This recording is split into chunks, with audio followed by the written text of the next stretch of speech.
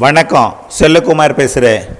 இது செல்வகுமாரின் மீனவர்களுக்கான வானிலை அறிக்கை 2021 ஆகஸ்ட் 9 திங்கட்கிழமை ஆய்வறிக்கை மீனவர்களுக்கானது.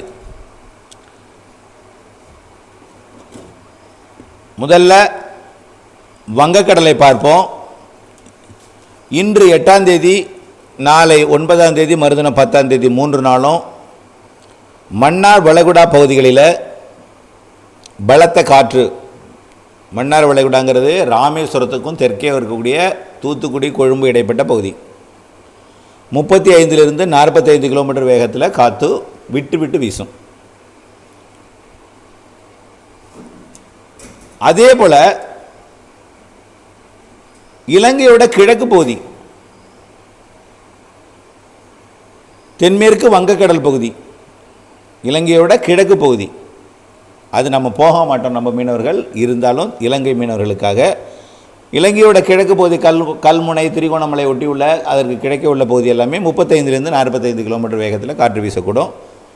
இந்த 2 இடத்துலையும் பெரிய அளவில் தொடர்ந்து வீசிக்கொண்டே இருக்காது, விட்டு விட்டு சாதாரணமாக இருக்கும். காற்றே இல்லாமல் திடீர்னு மீன்பிடித்து கொண்டு இருக்கும்போது திடீர்னு ஒரு காற்று 45 கிலோமீட்டர் வேகத்தில் வீசிட்டு அப்புறம் நின்றுடும். விட்டு விட்டு விட்டு விட்டு விட்டு விட்டு வீசி கொண்டிருக்கும். இந்த காற்று இலங்கையோட கிழக்கு பகுதி நமக்கு பிரச்சனை கிடையாது. மன்னார் வளைகுடாவில் தூத்துக்குடி மீனவர்கள் அவங்களுக்கு மட்டும் கொஞ்சம் பிரச்சனை இருக்கும். அது இலங்கையை ஒட்டி போக போக அந்த குமரிக்கடலை ஒட்டிய மன்னார் வளைகுடா பகுதி கொஞ்சம் கூடுதலாக இருக்கும். எச்சரிக்கை தேவை. இதே தான் வானிலை ஆய்வு நிறுவனமும் சொல்லியிருக்கு, எச்சரிக்கை தேவை என்று. அடுத்தபடியாக அரபிக்கடலை பார்ப்போம். அரபிக்கடலை பொறுத்த வரைக்கும் இன்று வரைக்கும் அரபிக்கடலோட பாகிஸ்தான் ஒட்டி அந்த பக்கம் தான் நல்ல வலுவான காற்று இருக்குது. இன்னும் அரபிக்கடலோட கேரளா பக்கம் நாளையிலிருந்து வலுவான காற்று வீச தொடங்கும். நாளை 9/8/2021 தென்கிழக்கு அரபிக்கடல், அதாவது கேரளா ஒட்டி கேரள கடலோர பகுதி மற்றும் லட்சத்தீவு கடலோர பகுதியில் மணிக்கு 40 முதல் 45 கிலோமீட்டர் 50 சில நேரங்களில் காற்று வீசக்கூடும். லட்சத்தீவு மற்றும் கேரளா ஒட்டிய கடல் பகுதிக்கு தென் கிழக்கு அரபிக்கடல், அதாவது கேரளா ஒட்டிய கடற்பகுதியில் எங்கேருந்து வரும்னா காற்று தென்மேற்கு திசையிலிருந்து அல்லது மேற்கு திசையிலிருந்து கிழக்கு திசை வடகிழக்கு திசை நோக்கி காற்று கேரளா கடற்கரை நோக்கி தான் வீசும். அடுத்தது குமரிக்கடலை நோக்கி வீசும். 9ஆம் தேதி அதே நாளில், நாளைக்கும் நாளை மறுநாளும் 10ஆம் தேதியும் தென்மேற்கு, அது நமக்கு தேவையில்லை இருந்தாலும் தெரிஞ்சுக்கோங்க, தென்மேற்கு எங்கன்னா ஓமன் ஏமன், மத்திய மேற்கு அது எங்கன்னா ஓமன் வளைகுடா, ஈரான், இந்த கடற்கரை பகுதி, அரபிக்கடல் பகுதியில் பலத்த காற்று 50 to 60 கிலோமீட்டரு, சில நேரங்களில் 70. அது நமக்கு தொடர்பில்லை.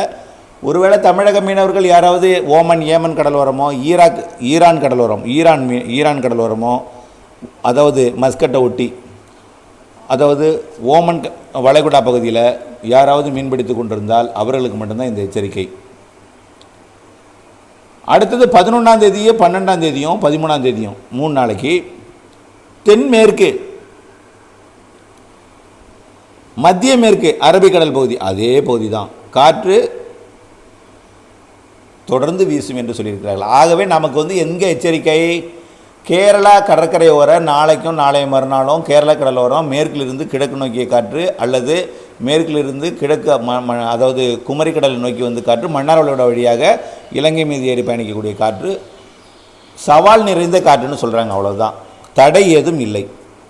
ஆனால் அரபிக்கடல் காற்று பொறுத்த வரைக்கும் பொதுவாகவே அரபிக்கடலில் சாதாரணமாகவே மீன்பிடிக்கிறது சவால். இந்தமாரி 45 கிலோமீட்டர் வேகத்தில் காற்று வீசினா அந்த கடல் பகுதியில் கொஞ்சம் மீனவர்களுக்கு சவால் தான்.